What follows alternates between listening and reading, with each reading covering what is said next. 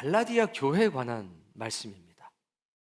갈라디아 교회는 춘천 산행의 교회 같이 특정한 한 교회가 아니라 갈라디아 지역에 있는 모든 교회를 가리키는 겁니다. 그러니까 갈라디아는 도시의 이름이 아니라 지역의 이름입니다. 우리로 치면 강원도. 그게 뭐냐? 갈라디아입니다. 그러니까 강원도에 있는 교회에 편지를 보낸 겁니다. 갈라디아라고 하는 지역에 있는 교회에 편지를 보낸 겁니다. 지금 같으면 이렇게 보낼 필요가 없습니다. 문자로 다 보내주면 되니까. 근데 이때는 그 편지 하나를 보내주면 그 지역에 있는 모든 교회가 이것을 돌려본 겁니다. 그래서 그 배경을 보고 거기에 있는 영적인 의미들, 오늘과 같은, 낮과 같은 말씀이 도대체 왜 나왔는지, 이런 게 굉장히 재밌어라 하시는 분들도 있고, 드디어 내가 좀 휴식할 기회가 왔다 이렇게 생각하시는 분들도 있겠죠. 이 갈라디아라고 하는 곳은 사도 바울이 소위 말해서 1차, 2차, 3차 선교 여행이라고 하는 것 배경인데, 1차 선교 여행이 그 배경으로 되어 있습니다. 자, 이 안디옥이라고 하는 곳에서 바울과 바나바를 순회하는 목회자로 파송을 합니다. 그게 사도행전 13장 1절부터예요. 읽어볼까요? 이게 있었습니다. 2절 주를 섬겨 금식할 때에 자, 바울과 바나바를 따로 세워라. 성령님이 3절 이에 금식하며 기도하고 두 사람에게 안수하여 보내니라. 어디를 보냈을까요? 이 앞에 갔다 오라고 한 게 아니라 이제 이쪽에서 이제 이쪽으로 복음을 전하러 보낸 겁니다. 이제 터키 아시아 대륙 끝까지 이제 가라고 그래서 그 위대한 전도의 여정이 시작이 되는 겁니다. 요 안디옥이라고 하는 곳에서 이제 이 일이 있었던 겁니다. 여기에서 실루기아라고 하는 곳으로 와서 여기서 배를 타고 구브로라고 하는 이 섬으로 보냅니다. 샬라미 그리고 바보, 여기도 바보가 있어요. 우리도 많은데 바보를 거쳐서 여기 밤빌리아라고 하는 이 지역에 도착을 합니다. 걸어가질 않고 어떻게 갔냐? 배를 타고 간 겁니다. 이유는 빨리 가려고 한 거죠. 다소라고 있는 데가 보이죠? 이게 바울의 고향입니다. 지금도 가면 거기에 바울 생가터가 잘 보존되어 있습니다. 그래서 갈 때는 이렇게 해서 여기로 갔어요. 이제 들어와서 13절 말씀. 바울과 및 동행하는 사람들이 바보에서 배 타고 바보에서 여기서 다시 배를 타고 어디로 갑니까? 밤빌라에 있는 버가에 도착했다. 그러니까 배를 타고 어딘가에 딱 들어왔을 거 아닙니까? 근데 가서 보면 이 아탈리아라고 하는 곳에 항구가 있어요. 거기에 가면 바울이 걸어갔다고 하는 돌길이 지금도 그대로 있습니다. 항구 한쪽에 그대로 2000년 전 돌길이 그대로 보존이 돼 있어요. 놀랍죠? 우리 같이 갔던 분들은 거기서 이제 기도도 하고 그랬습니다. 그래서 여기에서 어디로 가냐? 이 버가라고 하는 곳으로 딱 도착을 한 겁니다. 자, 근데 여기서 이제 영안을 열어가지고 이제 보게 되면, 영안을 열어서 보게 되면,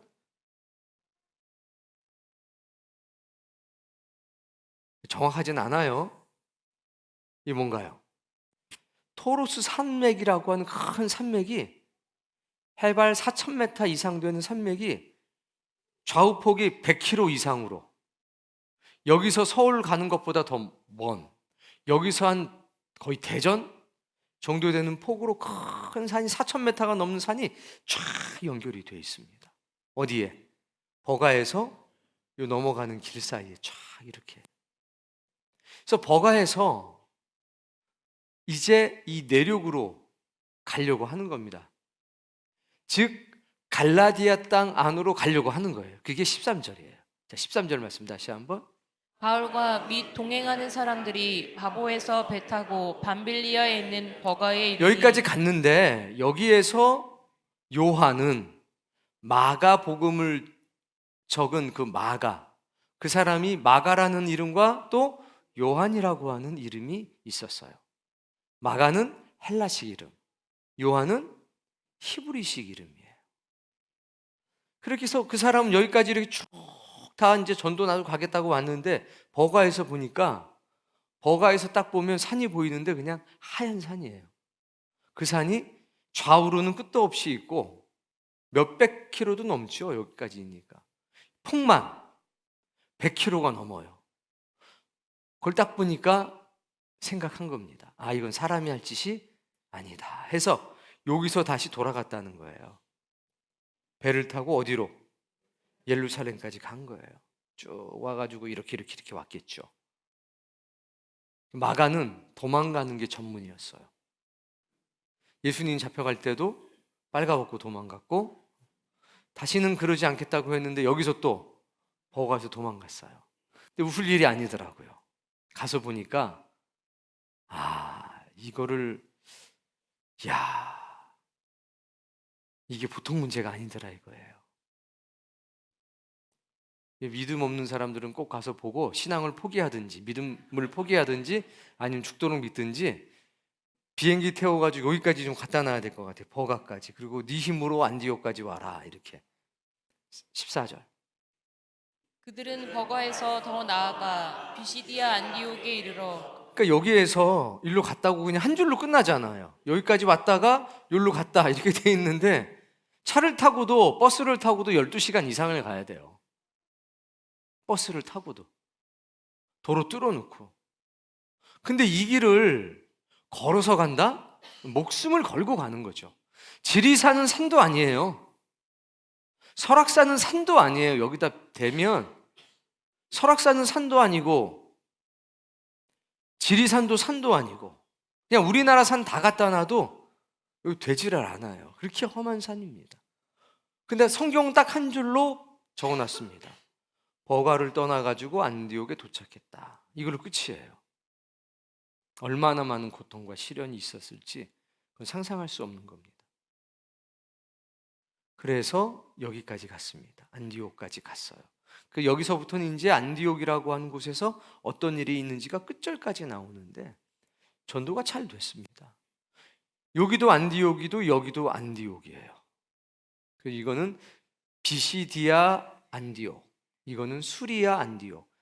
즉 비시디아 땅에 있는 안디옥이라고 하는 도시, 여기는요 수리아 땅에 있는 안디옥이라고 하는 도시. 두 군데서 꼭 여기는 수리아 안디옥, 비시디아 안디옥이라고 얘기합니다. 이방 땅에 세워진 최초의 교회는 바로 수리아에 있는 안디옥에 세워졌습니다. 자, 이렇게 해서 비시디아 안디옥까지 가서 전도가 굉장히 잘 됩니다. 자, 다음 말씀 읽어볼까요? 율법과 선지자의 글을 읽은 후에 회당장들이 사람을 보내어 물어 이르되 16절. 바울이 일어나 손짓하며 말하되 그러니까 회당으로 가서 거기서 막 설교한 거예요 이제.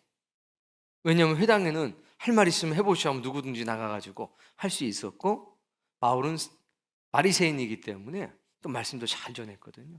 쫙 해서 아주 놀라운 일이 나타납니다. 맨 끝절. 제자들은 기쁨과 성령이 충만하니라. 어떻게 됐어요? 여기서 뭐가 중요할까요? 성령이요? 아니요. 기쁨이요? 기쁨이 충만 아니요. 놀라운 게 있는데 제자요. 그냥 제자가 아니죠. 제자들. 벌써 뭐가 생겼어요? 여기서 제자들이 생겼어요. 어떤 사람은 여기서 돌아갔는데 어떤 사람들은 여기서 그냥 믿는 사람이 아니라 그 사이에 제자가 되어버렸어요. 불과 1, 2주 사이에 제자들이 생긴 겁니다. 이 제자들은 이제 이 일을 위해 자기 목숨을 내놓겠다고 하는 사람들이 많이 생긴 겁니다. 그러니까 제자들이 기쁨과 성령이 충만해졌습니다. 그 이유는 이제 그 앞에 있죠. 앞에 읽어보세요. 두 사람이 그들을 향하여 발에 티끌을 떨어버리고 이고니온으로 가거늘 여기에서부터 어떤 일이 있었냐? 유대인 귀부인들이 말을 만들어 가지고 모든 것들을 방해하고 돌아다니기 시작합니다. 그러니까 뭘 방해할 때는 여자 입이 최고인가 봐요. 본격적으로 회당을 중심으로 있던 유대인 이주민들이 이제 바울의 사역을 방해하고 핍박하기 시작합니다. 그래서 그 핍박을 받고 어디로 갑니까? 이고니온으로. 그런데 떠나갈 때 제자들이 어떻게 한다는 거예요? 이걸 보고 너무 기뻐한다는 거예요. 우리 교회도 제자들이 있었으면 좋겠습니다. 내일 모레면 이제 20년인데 바울은 며칠 만에 막 제자들이 생기는데, 복음을 위해 목숨을 거는 그런 사람들이 생기는데 정말 중요한 거예요. 과연 내가 믿는 믿음의 속도, 신앙의 발전 속도는 어떠한지 좀 생각을 해볼 필요가 있어요. 다 똑같을 수는 없겠지만 그 무언가 좀 간절히 원하고 바라는 사람들에겐 더 특별한 역사가 나타나는 것 같습니다. 자, 52절. 제자들은 기쁨과 성령이 충만하니라. 그러니까 이제 뭐 핍박을 하든 뭐 어쩌든 저쩌든 이 사람들은 상관이 없는 거예요. 되는 게 없는 거죠. 자, 성령님이 어디로 가셨습니까? 마음으로. 뭘 가지고?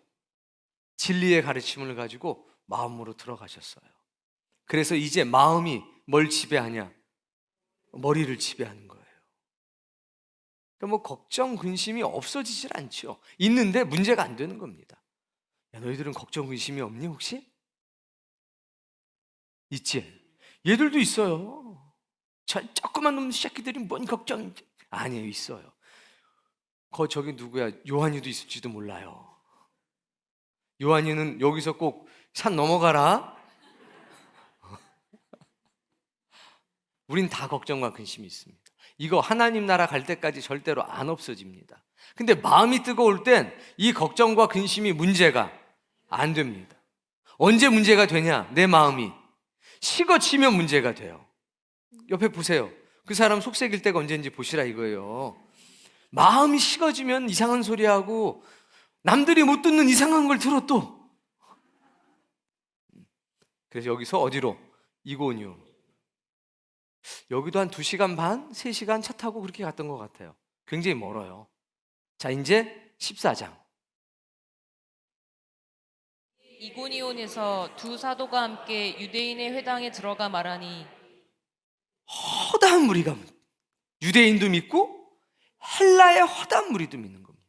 그러니까 당연히 회당에는 유대인들만 모여있는데 소문이 난 거예요. 이야, 뭐 엄청 말 잘하는 사람이 왔다는데, 엄청 똑똑한 사람이 왔다는데, 그러니까 헬라 사람들이 궁금한 겁니다. 몰려갔어요. 가르침을 듣고 나서 세상에 그런 일이 이렇게 된 겁니다. 허다한 무리가 믿게 되는 겁니다. 2절. 그러나 순종하지 아니하는 유대인들이 이방인들의 마음을 선동하여 또 선동해요. 누가? 유대인들이. 헬라인들이 그러는 게 아니라 유대인들이. 유대주의자들이 기독교 신자들에 대해서 이상한 악감정을 갖는다는 거예요. 직접 변론하지 못합니다. 왜? 명분도 없고 논리도 없고 아무것도 없어요. 이 사람들이 얘기가 딱 한 가지예요. 좀 이상한데 이거예요. 뭐가 이상한데? 아, 이상해. 이상한다는 소리 3번만 들으면 그때부터는 이상해 보입니다. 이제 그걸 조심하셔야 돼요. 이게 선동이란 말이에요. 그래서 이고니온으로 갑니다. 거기서 다시 어디로 가느냐? 루스드라로 갑니다. 루스드라에서 만난 사람이 누굽니까? 유명한 사람. 예배소 교회에 감독이 됐던 사람. 누구요? 루디아요? 루디아는 저기 가서 만나요. 그리스 가서. 남자 있잖아요. 멋지신 분. 어머니가 유대인이었던 분. 자, 모르면 넘어가고 여기 루스드라로 갑니다. 여기서 가져온 돌을 여러분 다 만졌잖아요. 이렇게 다 이만한 돌이 있어요. 여기서 잘 됩니다. 또 쫓아오고도 방해합니다. 돌로 쳐요. 죽은 줄 알고 갖다 바릅니다. 성 밖에. 근데 안 죽고 살아나서 다시 복음을 전합니다. 그리고 이제 역순으로 와요. 여기서 쭉 다시 해서 이렇게 안디옥으로 돌아가는 과정이 14장에 기록이 되어 있습니다. 자, 그러니까 우리가 성경에서 알 수 있는 갈라디아 교회는 더베, 루스드라, 이고니온, 안디옥, 버가, 대략 이 정도의 교회들이 있었던 겁니다. 첫 번째 전도 여행 혹은 선교 여행에서 바울이 복음의 씨앗들을 뿌리고 온 겁니다. 뿌리고 왔는데 문제가 생긴 거죠. 별별 이야기들이 다 나타난 겁니다. 오직했으면 편지를 썼겠습니까? 이 사람들은 거의 다 초신자입니다. 전부 다 초신자죠. 그러니까 유대인이었던 기독교인이 있습니다. 자, 이제 상황을 보면 이제 갈라디아 교회 상황입니다. 누가 있어요? 기독교인들이 있는, 전부 다 초신자들. 거기 이제 기독교 초신자들이 있는데 여기에 누가 이제 생기기 시작하냐면 그리스도교, 기독교인인데 이 앞에 뭐가 붙어요?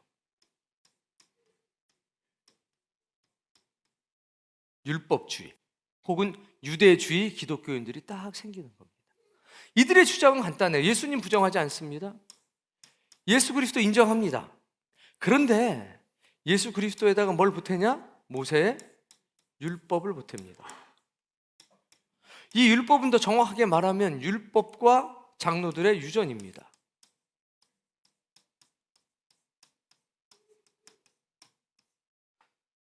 예수 그리스도를 믿었으면 더 철저하게 율법과 장로들의 유전을 지켜야 된다고 주장하는 기독교인들이 생겼다는 겁니다. 이들은 원래 하나님을 믿던 유대인들이었습니다. 근데 이 사람들은 예수 그리스도를 믿지만 율법도 지켜야 된다고 주장을 합니다. 그래서 문제를 일으키기 시작합니다. 근데 이 문제는 갈라디아 교회만 있었던 게 아니라 예루살렘 교회에서부터 시작됐습니다. 예루살렘 교회에서부터 시작이 돼서 전 세계에 새롭게 세워진 모든 교회들에게 이 사상이 퍼져 나가기 시작한 겁니다. 근데 그 사상이 뭔지를 말씀을 드릴게요. 자, 율법주의, 유대주의 기독교인들은 그 뿌리를 어디에다 두고 있느냐? 유대교회에 두고 있습니다. 그래서 유대교가 어떤 구원관을 가지고 있는지를 아셔야 돼요. 자, 유대교는요, 하나님께서 개인을 부르신다고 믿습니다. 하나님께서 한 사람 한 사람을 선택해서 은혜로 부르신다라고 하는 교리가 있습니다. 그래서 이방인들도 교리적으로는 믿을 수가 있고 구원받을 수가 있는 겁니다. 누구를 불러요? 한 사람 한 사람. 어떻게 해서? 하나님이 선택해서 그 선택의 은혜로 한 사람 한 사람을 부르신다. 그때까지는 율법이 필요가 없습니다. 그런데 그렇게 부름받은 다음에 율법을 준수하는 것이 필요하다고 얘기합니다. 왜? 언약의 백성이 됐으니까. 하나님의 선택에 의해서 너희가 언약의 백성이 됐으니까 그 언약의 백성이라고 하는 그것을 유지하려면 율법을 지켜야 된다. 왜? 이 언약의 근거를 율법의 뿌리를 두고 있었기 때문에. 먹지 말아야 될 것, 먹을 것, 특히 할례, 기타 등등 여러 가지. 이게 이해가 되시는지 모르겠습니다. 네가 이제 언약의 백성이 됐으니까 그때부터는 율법을 준수하는 게 필요해. 그게 너를 세상과 구별짓는 가장 좋은 거야. 그러니까 언약의 백성의 지위를 유지하려면 너는 적어도 할례는 받아야 되고 적어도 정결한 것과 부정한 것을 가려서는 먹어야 되고 그 얘기가 나온 겁니다. 이게 유대교가 가지고 있는 기본적인 교리였습니다. 이거를 그대로 예수님을 믿게 됐지만 어떻게 갖고 왔냐? 그대로 갖고 왔습니다. 그래도 적어도 상징적으로라도 할례 받는 것, 정결한 것과 부정한 것을 가려 먹는 것, 이것 정도는 지켜야 한다. 상징적으로라도. 그래야 이게 하나님의 언약 백성으로 세상과 구별되는 거지. 이런 걸 다 안 지키면 뭐로 구별을 하냐. 이게 율법주의적 기독교인, 유대주의적 기독교인들의 생각이었습니다. 이게 예루살렘에서부터 시작이 돼가지고 퍼져나간 거예요. 쫙. 어디까지?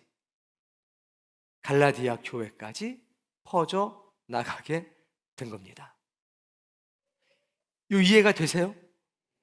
너무 심각해지셨는데 이걸 마음으로 안 들어가고 이게 머리로 들어가는가 보다. 어떤 분들한테는 재밌을 거고 어떤 분들한테는 이런 생각이 들 수도 있어요. 저거 몰라도 구원받는데. 이 사람들이 주장했던 것들, 할례, 그리고 정결하고 부정한 음식, 이 두 가지는 강력하게 주장을 했습니다. 자, 근데 바울은 지금 갈라디아 교회에 있습니까? 없습니까? 없죠. 근데 바울이 뭐라고 가르치고 갔냐면 이렇게 가르치고 갔습니다. 구원은 할례로 받는 것이 아니라 예수 그리스도를 믿음으로 받는 거다. 그러니까 아무리 얘기를 해도 이 사람들이 뭐라고 그러냐면 바울 사도가 그런 말은 한 적이 없는데요.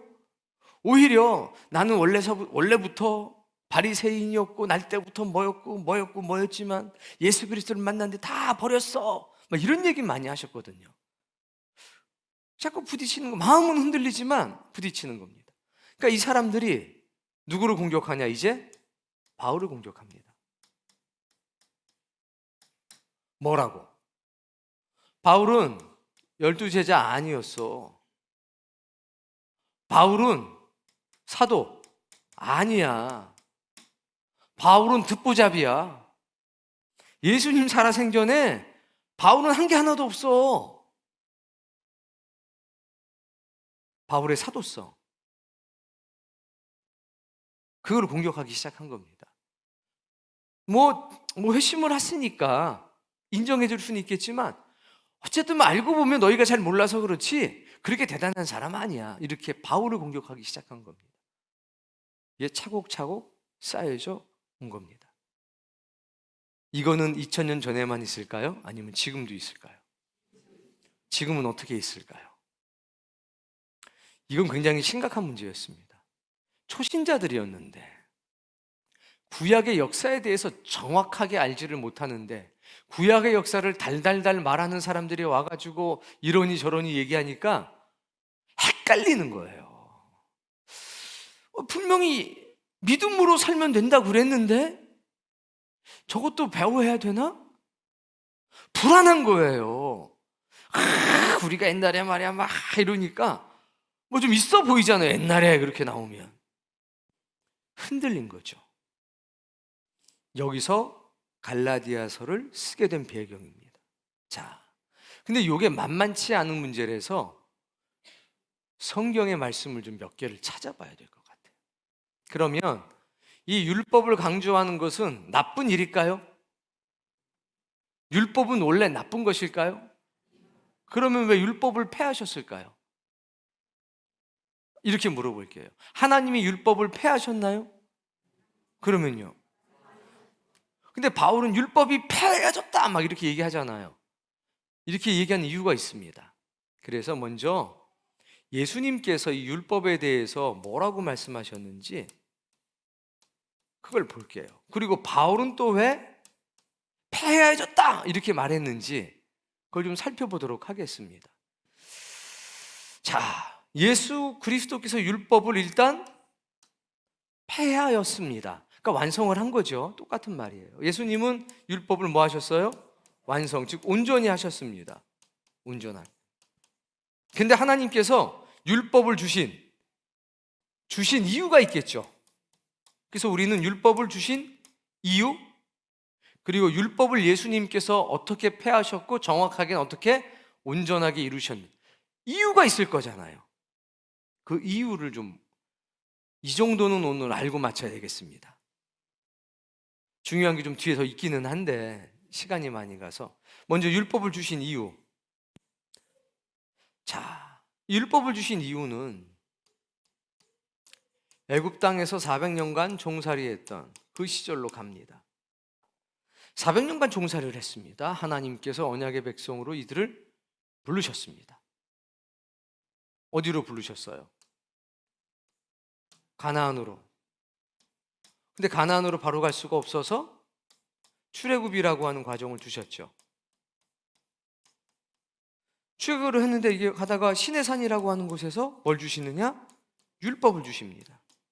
그래서 우리는 시내산 언약, 핵심이 율법이었단 말입니다.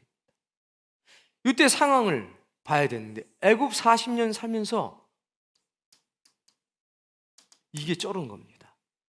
뭐요? 종의 멍에를 치고 산 겁니다. 영적으로 뿐만이 아니라 육체적으로. 여러분, 믿음이라고 하는 건 말입니다, 육체가 무너지면 믿음도 무너지는 경우가 참 많습니다. 육체가 약해지면 믿음도 약해지는 경우가 참 많습니다. 그래서 우리가 육신의 생활들, 그걸 좀 철저하게 관리할 필요가 있다는 겁니다. 영들은 육신의 생활이 없기 때문에 영적인 문제만 신경 쓰면 됩니다만, 우리는 육체 안에 영이 담겨 있기 때문에 육체가 깨지면 영도 힘을 잃게 될 수밖에 없습니다. 근데 이 400년 동안 노예 근성이 쩔었습니다. 노예의 종의 멍에를 메고 살다 보니까 배만 위하는 사람이 됐습니다. 1년이 아니라 10년이 아니라 100년이 아니라 400년 넘게 지속되다 보니까 이제는 익숙해졌습니다. 뭐가? 똑같은 날이 계속 반복되는 거예요. 영어 걔들은 안 한다. 영어 할 필요가 없지. 그냥 벽돌 많이 찍어내면 최고야. 그리고 어떻게 하면 조금 덜 만들고 빨리 퇴근할까? 어떻게 하면 하루 좀 쉴까? 어떻게 하면 좋은 고기 부위를 좀 얻어 먹을까? 어떻게 하면 벽돌 굽는 것보다 저기 밥 만드는 데 가가지고 화롯불 옆에서 고기 구워주고 그거 먹을까? 400년을 살았다고 생각해 보십시오. 그러니까 이제 육신이 편한 것만 추구하는 겁니다. 전부 다. 그리고 보니까 왕들은, 귀족들은 전부 다 이상한 데 가가지고 우상에게 절을 하면서 잔치를 벌입니다. 유대인들은 거기에 참여할 자격이 없습니다. 노예고 종이니까. 수발만 들 뿐이지. 그걸 계속 보니까 우상 숭배하는 게 어떻게 보였느냐? 귀족들의 권리, 자유자들의 권리로 보였습니다. 이게 이해가 되셔야 되는데, 지금은 그걸 우리는 우상 숭배라고 뭐라고 그러지만 400년간 종살이한 그 사람들의 눈에는 그런 절차와 형식을 갖추는 게 대단해 보였고 부러움과 존경의 대상이었다는 겁니다. 자, 지금 여러분 갓 쓰고 뭐 도포자락 입으라고 그러면 입어요, 안 입어요? 저도 명절 때 뭐 입으라고 그러면 뭐 입으라는 게 너무 많아가지고 또 뭐 두루마기를 꼭 입으러야 된다고 그래가지고 불편해 죽겠는데, 색깔도 그냥 거무틱틱한 건데 또 나는 좀 밝은 거 입고 싶은데 그걸 입으라는 거야. 그걸 또 입고 뭐 목도리랑 마기도 흘러내려 또. 그냥 그 안에 것만 입읍시다. 안 된다는 거고, 집안 여자들이 전부 다 뭐 격식을 갖춰야 된다고 패해졌는데 그냥 못 이겨. 근데 여자들 그러고 나온 거예요. 그러니까 너무 근본이 없어져 버린 거지. 조선시대 때 상놈들은 편하게 밥 먹었죠. 어떻게? 그냥 배고프면 편하게, 좋은 건 못 먹어도 편하게 먹었죠. 양반은 뭐 팔자로 이렇게 착 해가지고 앉아야 되고 막 복잡하잖아요. 그러면 양반이 상인들, 천한 사람들을 부러워했겠어요? 천한 사람들이 양반을 부러워했겠어요? 왜요? 그게 절차 편해서? 야, 나도 한번 이거 갓 쓰고 막 그냥 도포자락 휘날리고, 그게 편해서요? 아니죠. 불편하지요. 불편한데 그게 신분이었다고요. 그게 계급 그 자체였다고요. 그러니까 전부 다 나도 죽기 전에 한번 갓 한번 그냥 쓰고 좀 그냥 도포자락 한번 휘날리면서 이리 오너라 이거 한번 해보는 게 소원인 거죠. 그렇게 된 거예요. 야, 이건 빨리빨리 해야 가는데. 이런 마음이 있으니까 하나님이 어디로 불렀냐?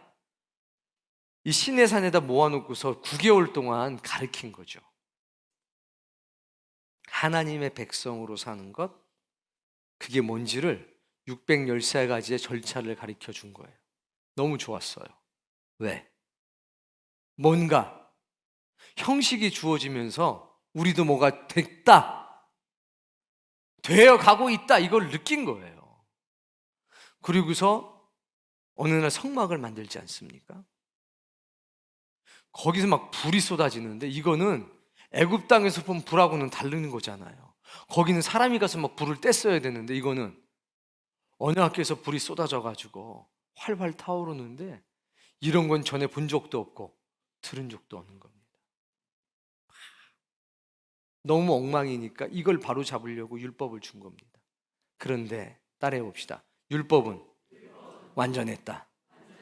그런데 사람은 불완전했다. 율법이 불완전한 게 아니라 사람이 불완전해요. 주신 이유는 그래서 주신 겁니다. 이제 하나님 백성으로 살아가는 긍지와 자부심을 한껏 불러일으켜 준 거예요. 그러면서 교육의 중요성을 계속 얘기하셨죠. 가르쳐라, 가르쳐라. 제사 지내는 게 문제가 아니라 하나님의 말씀을 배우고 가르치는 데 최선을 다하라고 그랬는데, 이게 또 지나다 보니까 귀찮은 거야. 그래서 이 40년 동안 무슨 얘기만 하냐? 애굽에서가 좋았어. 애굽에가 좋았어. 거기서 수박 먹을 때 기억나? 근데 광야 가니까 수박이 있더라고요. 요만한 게. 요만한 수박이 있어서 누가 먹었지 그거? 근데 이제 요만한 수박이 있었어요. 그 아예 없었으면 생각이 안 날 수도 있는데, 가보니까 진짜 요만한 수박이 있더라고요. 그 보니까 생각나는 거예요. 뭐 고기 엄청 먹은 것처럼 얘기하는데, 유대인들은 거 일하다가 그 나머지 짜투리 고기 에따 너나 먹어라, 근데 그거 먹은 거예요. 야, 그때 좋았지. 부추 먹고 뭐 상추 먹고 고기 먹고 수박 먹고, 맨 그 얘기. 따라해 봅시다. 그 얘기했던 애들은 다 죽었다. 다 죽었어요. 옛날에 좋다고 그런 사람들은 광야 40년 동안 다 죽었습니다. 하나님의 말씀을 배우고 이제 가나안에 가서 그 말씀대로 한번 멋지게 살아봐야지, 이 생각을 못한 겁니다. 지금도 똑같아요. 현재가 주는 고통이 있지 왜 없습니까? 있습니다. 근데 현재가 주는 고통이 있어도 내가 하나님 나라 가서 멋지게 살아야지. 인생이라고 하는 건, 이 광야에서 살아가는 것은 여기서 하나님의 백성으로 완벽하게 살아가기 위한 과정이야. 배우고 익히고 살아가자 이렇게 해야 되는데 안 한 거예요. 돌아갈 생각만 했어요. 돌아가면 방견아 주나요? 돌아갈 수도 없었어요. 그런데 자꾸 그렇게 말한 겁니다. 혹시 그런 사람이 있으면 꼭 얘기해 주세요. 상처 안 받게. 다 죽었대, 이렇게 얘기를 해주셔야 돼요. 옛날이 좋았다, 그냥 옛날이 좋았다, 다 죽었대, 그 얘기 꼭 해주셔야 돼요. 좀 죽는데 시간이 오래 걸렸지. 다 죽는데 딱 40년 걸렸대요. 그래서 주신 거예요. 이해되셨죠? 율법은 그래서 주신 겁니다. 하나님 백성답게 살아가라고 주셨는데 2000년이 지났어. 하나님이 보니까 율법은 완전한데 사람이 부실해. 하라고 하니까 안 해. 그래서 안 되겠더라는 거지. 예수님께서, 하나님께서 보시니까 돌에 새긴 걸로는 안 돼. 이걸 어디다 새겨야 되겠다 생각하셨냐면, 이제 마음에다 새겨줘야 되겠다, 이 생각을 하신 거예요. 외워서는 여기로는 새겨지는데 여기에는 안 세워지더라 이겁니다. 그래서 이것을 온전하게 하려고 누굴 보내셨냐? 예수님을 보내신 거지. 그래서 율법의 불완전한 것은, 율법이 뭐가 불완전하겠어요? 율법이 사람의 마음속으로 들어가서 그것이 하나가 돼야 되는데, 율법은 어디 있냐? 머릿속에. 욕심은 어디 있어요? 마음에. 이렇게 되니까 이게 안 되더란 말이에요. 안 되겠다. 마음속에 있는 욕심을 제거하고 하나님의 말씀이 머리가 아니라 마음으로 들어가게 해서 마음이 머리를 지배하는 그런 사람들을 만들어야지 해서 누굴 보내셨냐? 예수님을 보낸 겁니다. 예수님 우리에게 뭘 주셨냐면 감동을 주셨어요. 뭘요? 감동을 주셨어요. 감동을 주시면서 진리를 가르치기 시작한 겁니다. 진리를 이제 일로 보내는 게 아니라 어디로 보내셨냐? 마음, 가슴으로 보내신 거죠. 정말 멋지신 분입니다. 근데 가만히 보니까 또 지식은 어느 정도 있어야 감동을 받더라. 이걸 또 성경을 보면 알아요. 워낙 무식하면 감동을 못 받아. 도대체 무슨 얘기를 하는지 모르니까. 따라해 봅시다. 기본적인 지식은 있어야 감동받는다. 특별한 경우에는 기본 지식이 없어도 감동받아요. 예를 들면 십자가에 매달렸을 때. 그때는 기본적인 지식이 없어도 감동받고 구원받는 경우 있었어요. 선택이에요. 뭐 그럴 수도 있죠. 근데 그런 경우는 몇 번이었습니까? 2000년 동안 딱 한 번이었어요. 그 확률이 여러분한테 걸릴 수 있을까요? 저는 그런 길을 택하고 싶지 않습니다. 그건 굉장히 예외적인 상황인 거잖아요. 예수님께서 이제 어떻게 온전하게 하시냐면 마태복음 말씀을 보겠습니다. 5장 17절부터 아주 자세히 나와 있습니다. 내가 율법이나 선지자를 폐하러 온 줄로 생각하지 말라. 폐하러 온 것이 아니요 완전하게 하려 함이라. 자, 예수님 말씀하신 거예요. 나는 폐하려고 온 게 아니라 온전하게 하려고 왔다. 근데 사람들이 볼 땐 자꾸 폐하는 것처럼 보인 겁니다. 왜 폐하는 것처럼 보였냐면 증서를 줘서 이혼해도 돼라고 했는데 예수님은 그러지 말어. 힘없고 죄 없는 여인들을 핍박하면 안 되는 거야. 니들이 하루 쫄라대니까 모세가 어쩔 수 없으니까 그거 이렇게 한 거지. 원래 하나님의 뜻은 약한 사람들을 그렇게 버리고 하는 건 아니야.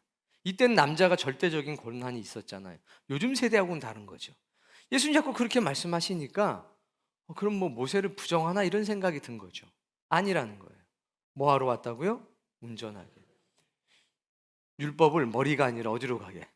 가슴과 마음으로 갈 수 있도록 내가 온 거야. 18절. 진실로 너희에게 이르노니 천지가 없어지기 전에는 율법의 1.1획도 결코 없어지지 아니하고 다 이루리라. 네. 어떻게 된대요? 다 이루어진대잖아요. 근데 이거 생각해 보세요. 씨앗이 딱 떨어졌는데 한 3년, 5년 지나고 나서 보니까 거기 뭐가 있어요? 큰 씨앗이 있어요?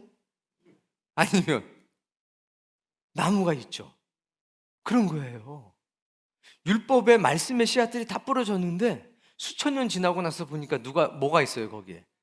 예수 그리스도라고 하는 큰 나무가 있는 거예요. 그걸 사람들이 잘 모르는 거지. 형태가 변한 정도가 아니라 씨앗이 떨어져서 뭐가 됐냐? 나무가 된 거예요. 그러니까 어떻게 보면 율법이 없어진 거죠. 근데 어떻게 보면 완성된 거죠. 근데 만약에 요만한 게 커졌으면 사람들이 오해가 없을 텐데 요만한 게 들어갔는데 큰 씨앗이 생긴 게 아니라 큰 나무. 그게 우리 앞에 있는 겁니다. 그러니까 수준이 다른 거죠. 예수님하고 사람들하고 수준이 달랐던 거예요. 이게 그 말씀인 건데. 19절. 그러므로 누구든지 이 계명 중에 지극히 작은 것 하나라도 버리고 또 그같이 사람을 가르치는 자는 천국에서 지극히 작다 일컬음을 받을 것이요 누구든지 이를 행하며 가르치는 자는 천국에서 크다 일컬음을 받으리라. 자, 여기 중요한 게 나왔는데 혹시 뭔지 아세요? 여기 19절에 굉장히 중요한 게 나왔어요. 혹시 아십니까? 모를까 봐 적어드렸는데 친절하게. 참 눈치도 없어졌네 이제. 천국이에요. 이게 갑자기 튀어나왔냐? 지금부터 잘 들으셔야 돼요. 이제 중간 과정 생략하고 이제 마무리할 겁니다. 재밌나요 근데? 이거 엄청 재밌어야 합니다. 예수님께서 율법의 완성을 얘기하면서 뭘 얘기하셔요? 천국을 얘기했어요. 율법의 완성이라고 하는 건 뭐냐면 율법의 완성은 뭐냐면 하나님의 백성, 천국 백성 만드는 거죠. 흙으로 돌아가지 않고 하늘로 돌아가게 하는 도구가 율법이잖아요. 자, 근데 예수님이 뭐라고 말씀하시냐? 천국이에요. 이것이 완성이 되면 너희는 천국에 갈 거야. 요한복음 13장 34절에서부터 뭐라고 그러냐면 서로 사랑하라. 뭐 하라고요? 너희가 서로 사랑하면 율법을, 계명을 이루는 것이고, 사람들이 너희가 서로 사랑하는 모습을 보면서 너희가 내 제자인 것을 알게 될 거다. 그게 요한복음 13장 34절 35절 말씀이에요. 자, 예수님이 율법의 완성이 뭐로 된다고 그랬냐? 사랑으로 된다 그랬어요. 사랑으로. 그리고 서로 사랑할 때 천국 백성이 된다는 거거든요. 유대인들의 생각은 뭐였느냐면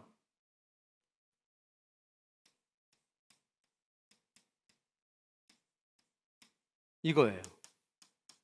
뭡니까? 이 세상 모든 사람들이 유대인 되는 거예요. 너희가 구원 받으려면 유대인이 돼야지. 너희가 구원 받으려면 유대인처럼 살아야지.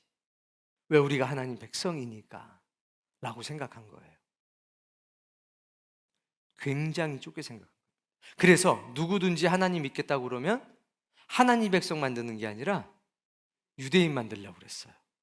누구처럼 살아라? 우리처럼 살아라. 유대인들은 그들의 신앙이, 종교가 목적이 뭐였냐면 유대인 만드는 거였습니다. 근데 하나님은 율법을 주신 이유가 이 세상 사람들을 유대인 만들려고 하는 게 아니라 천국 백성 만드시려고, 천국 백성을 만드시려고 율법도 주셨고 예수님도 보낸 거예요. 하나님의 뜻은 온 세상 사람들을 천국 백성 만드시는 겁니다. 유대인 만드는 게 아니라. 오늘날도 똑같아요. 하나님의 뜻은 교인 만들려고 하는 게 아니라 천국 백성을 만들려고 하는 거예요. 그걸 잊어버리면 안 돼요. 보세요. 문제는 율법이 아니라 장로들의 유전이었습니다. 율법이 613가지래잖아요. 많다고 그러는데 아니요, 많지 않아요. 613가지가 뭐가 많습니까? 그리고 거기 나쁜 게 하나도 없어요. 상식만 있으면 다 지킬 수 있는 것들입니다. 몇 가지를 빼놓고는. 근데 문제는 유전은 안 그랬습니다. 이거는 수천 가지, 수만 가지가 넘었습니다. 이게 뭐가 됐냐? 그들만의 문화가 되어버렸어요. 하나님은 유전을 만들어 주신 적이 없습니다. 이거 자기들끼리 만든 겁니다. 왜? 하나님 백성 만들려고? 아니요. 유대인 만들려고 만들어 놓은 거예요. 유대인 만들려고. 근데 하나님의 뜻은 유대인 만드는 게 아니라 천국 백성을 만드는 게 하나님의 뜻이었습니다. 달랐어요, 완전히. 그러니까 예수님을 영접하고 나서도 십자가와 부활의 신앙을 하면서도 이 유대주의적 기독교인들은 누구 만들려고 그래요? 유대인 만들려고 하는 겁니다. 하나님은 천국 백성 만들려고 하는데 오늘날 우리가 문제가 있습니다. 동일한 문제. 지금 우리가 기독교인이잖아요. 오늘 우리도 기독교인입니다. 우리에게는 어떤 문제가 있나요? 유교라고 하는 문제가 있어요. 거의 대부분이 유교주의적 기독교인들이에요.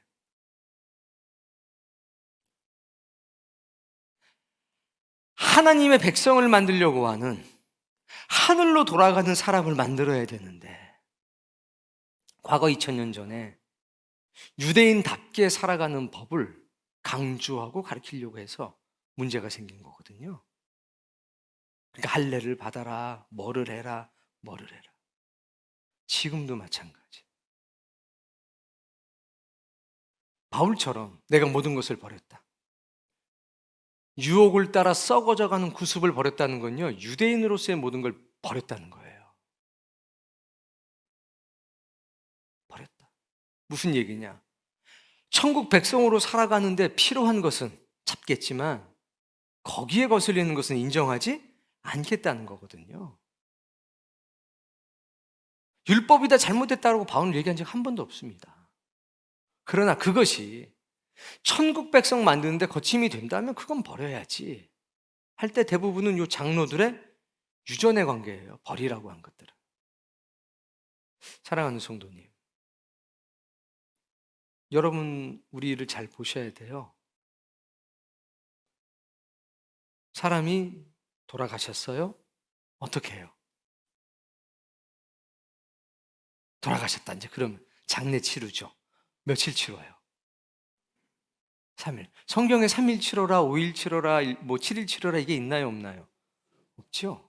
없는 이유는 우리 보고 알아서 하라는 겁니다. 근데 우리 보고 알아서 하는데 우리는 어떤 걸 따라가서 합니까? 유교적 전통에 의해서 3일장 하죠. 3일장 안 하면 어떻게 돼요? 편안해요? 마음이 편안해요? 저 윤장로님 돌아가셨을 때 우리가 4일장을 했나요? 5일장을 했나요? 주일이 껴서 우린 주일날 쉬었어요. 뭐 많이 못 오셨죠, 당연히. 근데 주일을 왜 쉬었어요? 성경에 보니까 주일에 예배하라고 돼 있어서 우리 그날 다 예배했어요. 그럼 그거 빌린 거 반값은 깎아줘요, 거기서? 안 깎아줘요. 근데 제 생각에는 그게 옳다고 생각을 했어요. 문상은 문상이고 예배는 예배니까. 왜 3일장을 치러야 되지? 왜 상중에는 예배를 안 드려도 되지? 물론 이게 지금 흑백으로 가르치는 얘기가 아니라는 건 아시죠? 우리가 기독교인 우리가 그리스도인인 우리가 이 세상을 살아갈 때 그리스도인답게 살아가는 것을 강조하는지 아니면 대한민국 백성으로서 살아가는 것도 강조하는지를 한번 생각을 해보자는 겁니다. 우리도 잘못하면 유대주의적, 율법주의적 기독교인처럼 유교주의적 기독교인이 될 수 있다니까요. 전 지금도 기억나요. 어떤 집사님이 어떤 분 돌아가셨는데 막 오시더니 여기다가 막 돈을 끼우시더라고요. 돌아가신 분, 이거 뭐 하나 물어봤더니 노잣돈이래요. 깜짝 놀랐어요. 또 어떤 분은 또 옷을 막 태워요. 왜 태우냐고 물어봤더니 저승길 갈 때 입고 갈 옷이 없으니까 입던 옷을 태워서 주는 거래요. 그런 걸 다 어디서 배웠는지 학교에서 배웠는지 어쨌는지 모르겠어요. 성경적일까요? 저승길이 있어요? 사무제는 또 뭔지 모르겠어. 제가 요새 그런 얘기를 하는데 사무제는 또 뭐예요, 장로님?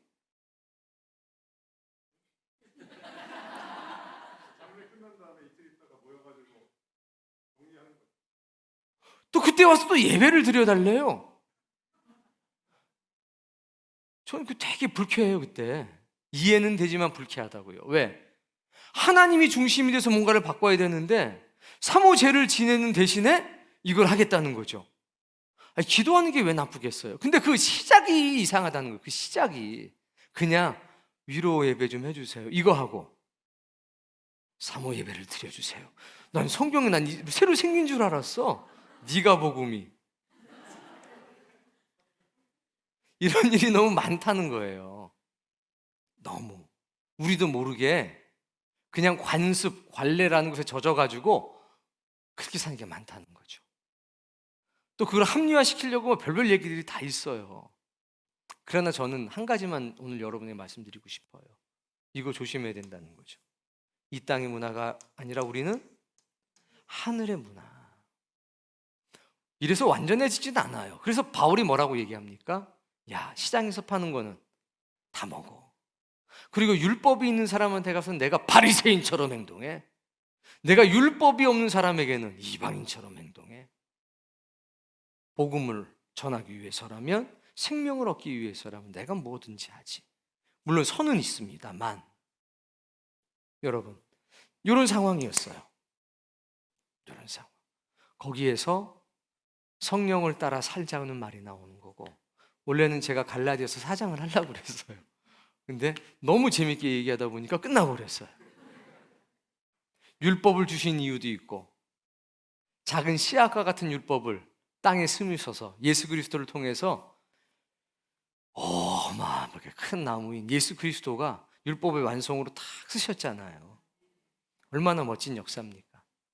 우리는 춘천사랑의 교인으로 부름받은 게 아니라 하나님 나라의 백성으로 부름받은 겁니다. 주님이 오시는 그날까지 사랑의 교회라고 하는 이 울타리에 있는 것뿐이지. 그러니까 우리는 천국 백성인과 동시에 사랑의 교회 교인인 거고. 그렇죠? 근데 뭐가 더 중요하냐? 천국 백성이 훨씬 중요해요. 사랑의 교회 교인인데 예수님이 오셔가지고 얘 누구니 그럼 어떻게 해요? 뭐 큰일 나는 거예요. 정말 우리 교인 등록 교인이고요. 공동회 회원 자격 있는 교인인데요, 예수님? 그건 니네들 사정이고 내 명단은 없는데 그럼 이거 뭐 난리 나는 거잖아요. 그러니까 우리 모두는 이 땅에서는 사랑의 교회 소속이지만, 그리고 교단 헌법을 또 따르기도 하지만, 본질적으로는 성경 말씀에 근거해서 하나님의 뜻대로 살아가는 사람이 되어야 하겠다. 그리고 지금도 항상 여기서 흔들리는 이유를 봤더니 결국은 뭐예요? 문화 때문인 거예요. 세상 문화 때문에 교회가 다 흔들렸다는 겁니다. 뭐 때문에? 그게 갈라디아서 4장에 너무 잘 나와 있어요. 다음번에도 시간이 되면 그 얘기를 같이 은혜를 나누도록 합시다. 그러니까 세상 문화가 교회 안으로 들어오면 그 교회는 흔들려요. 우린 세상의 문화가 아니라 어떤 문화? 하늘의 문화가 우리를 지배해야 됩니다. 그리고 이 세상 문화 중에 쓸 거는 쓰고 버릴 거는 버리고, 그렇게 살아갈 때 우리는 교인이 아니라 천국 백성이라는 긍지와 자부심을 가지고 살아갈 수가 있을 겁니다. 우리 예수님 너무 멋지지 않나요? 전 너무 멋진 것 같아요. 성령을 따라 사는 것은 쉽지가 않습니다. 그러나 성령을 따라 살 때 얻는 유익은 이 세상 어떤 것하고 비교할 수가 없습니다. 첫 번째, 어떤 유익이 있나요? 자유를 얻습니다. 뭐로부터? 죄와 사망으로부터. 죄와 사망으로부터 영원한 자유를 얻습니다. 나이 어린 친구들은 모르겠지만 우리는 알아죠. 어느 정도 나이 드신 분들은 과거라고 하는 게 가장 큰 고통 아닙니까? 막 지워버리고 싶은 과거 얼마나 많아요. 근데 그게 안 지워져. 기억이 주는 고통이 얼마나 큽니까? 근데 참으로 진리를 받아들인 사람들에게는 그 과거가 주는 고통, 기억이 주는 고통이 없어요. 부활의 은혜와 능력이 그 모든 것들로부터 우리를 자유게 합니다. 두 번째, 뭐요? 분별력. 선한 분별력을 가져요. 그래서 어떤 일 막 갈등하고 갈팡질팡하지 않습니다. 이게 하나님 원하시는 거잖아. 이게 하나님 뜻이잖아. 이게 사랑하는 거잖아. 인생의 정리가 쉬워요. 얼마나 복입니까? 세 번째는 네? 하나님을 아버지라고 부르시게 돼요. 그래서 우리에게는 양자의 영이 창조가 되고 하나님을 아버지라고 부를 때 우리는 상속자가 되는 거 아닙니까? 그때 우리 마음속에는 속된 썩어져가는 구습 다 없어지고 하나님 나라만, 그리고 하나님과 깊은 사랑에 빠지는 겁니다. 그랬더니 며칠 만에, 일주일 만에, 2주 만에, 3주 만에 누가 돼요? 제자가 되는 겁니다. 우리도 그런 역사가 있기를 바랍니다. 네 번째, 그래요. 9가지 성품을 갖게 됩니다. 이건 머리에서 나오는 게 아닙니다. 지식에서 나오는 게 아닙니다. 율법에서 나오는 게 아닙니다. 어디서 나와요? 마음에서 나옵니다. 감동된 마음에서 나오는 거죠. 옆에 있는 사람 잘 보세요. 감동받는 사람인지 보십시오. 감동받는 대로 사는 사람에겐 하나님께서 성령의 9가지 열매가 풍성하게 맺히게 될 겁니다. 우리는 천국 백성으로 사는 겁니다. 우리는 세상 문화에 종속되는 게 아니라 천국의 문화에 종속돼서 살아갑니다. 그래서 그들을 하나님의 백성이라고 부르는 겁니다. 이 놀라운 기쁨이 우리에게 넘치기를 원합니다. 우리 눈앞에는 율법의 씨앗들이 떨어져 있습니다. 근데 이게 벌써 자라나서 예수 그리스도라고 하는 큰 나무가 돼서 온 인류를 아주 더운 무더위에서 지켜주고 있고, 거기서 생명의 샘물이 넘치고 있습니다. 이 얼마나 멋진 일입니까? 이 모든 은혜 경험하시기를 축복합니다.